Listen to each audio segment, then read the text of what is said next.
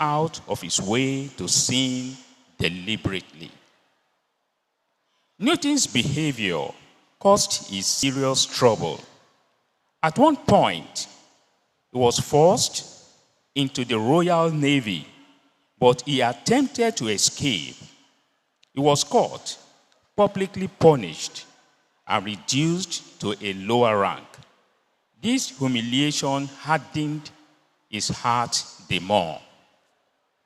Later, Newton ended up on the coast of West Africa, where his life took a shocking turn. He was mistreated and enslaved by an African slave trader. Ironically, the man who would later profit from slavery now tasted its cruelty himself. He suffered hunger, abuse, and deep loneliness. During this dark period, he began to remember the Bible verses and hymns his mother had taught him as a child. In 1748, while sailing back to England, Newton encountered a violent storm that nearly destroyed his ship.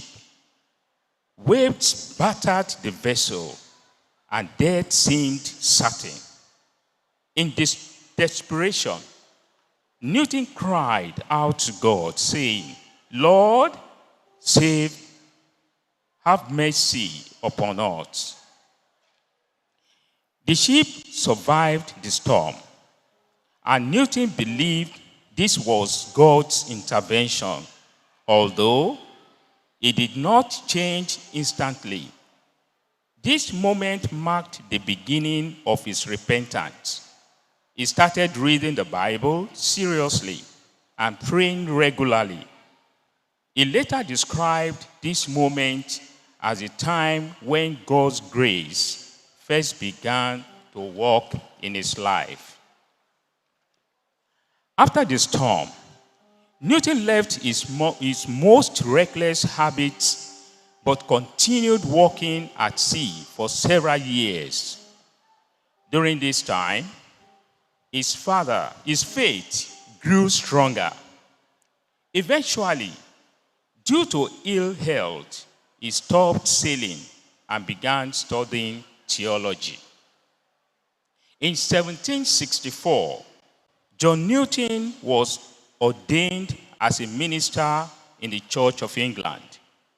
He became a pastor known for his kindness, humility, and deep understanding of God's mercy. He often spoke openly about his sinful past, using it as a testimony of God's forgiving power. Writing of Amazing Grace. In 1772, Newton wrote Amazing Grace to accompany a New Year's Day sermon. The hymn was based on his personal experience, how God saved him despite his sinful past. Any line of the hymn reflects his life, his lust in sin, his blindness to truth, and found and forgiven by God's grace. The hymn was not originally famous, but over time, it became one of the most loved hymns in Christian history.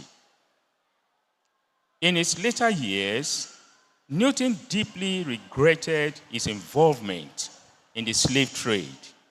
He became an active campaigner against slavery, supporting abolitionists like Wilberforce. He wrote and spoke openly about the evils of slavery, calling it a shameful